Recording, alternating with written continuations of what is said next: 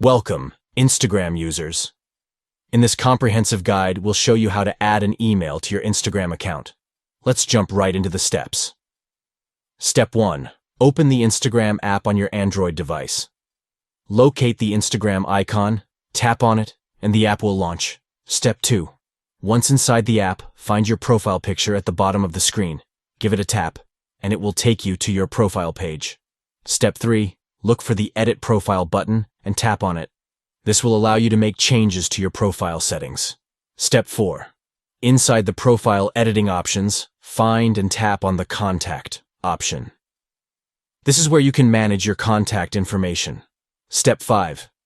Finally, tap on Business Email and type in your email address. Make sure to double-check the email you entered for accuracy. Congratulations! You have successfully added an email to your Instagram account.